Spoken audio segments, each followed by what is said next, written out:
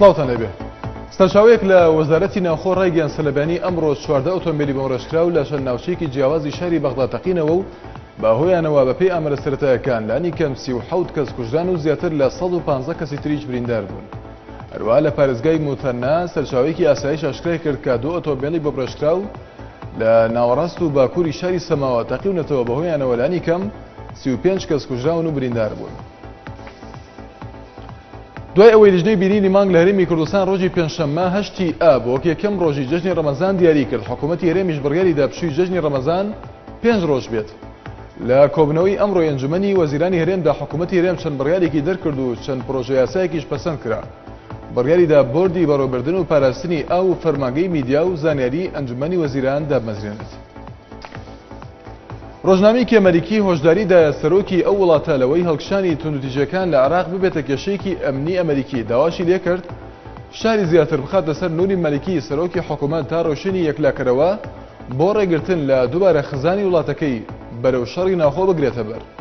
ڕۆژنامەی واشنتن پۆست ڕایگەیاند پێویستە لەسەر مالیکی ئەو تۆمەتانە ڕەت بکاتەوە کە ئاراستەی ژمارەیەک سەرکردەی سوننەکانی کردووە، هەروەها لەگەڵ کوردەکان ڕێبکەوێت و میلیشیا شیعەکانیش هەڵبۆشێنێتەوە.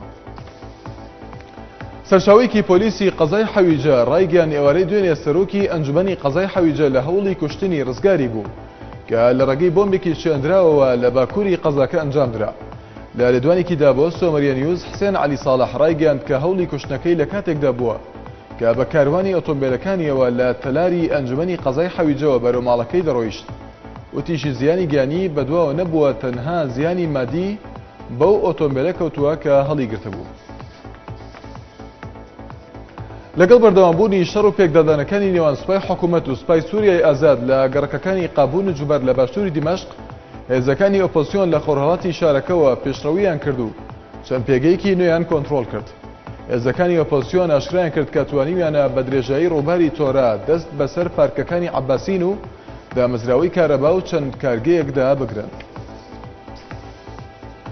با تۆمەتی هەندان لە سەر کوشتنی خۆپشاندەراندا هێزەکانی ئاسایشی مسر سەرۆکی حەزبی وەسەطی ئیسلامی و جێگرەکەی دەستگیر کرد و دەسەڵاتی کاتی ئەو وڵاتەش دەسەڵاتی زیاتری لە چوارچێوەی یاسای ڕاگەیاندنی بارینە ئاساییدا پێدرا.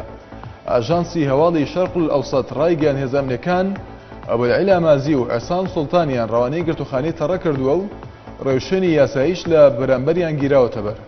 هەروەها داواکاری گشتی ئاگادار کراوەتەوە بە ئەنجامدانی لێکۆڵینەوە لەگەڵیان سەبارەت بە هەندانی کوشتنی خۆپشاندەران. شاد و بەختەوار بن.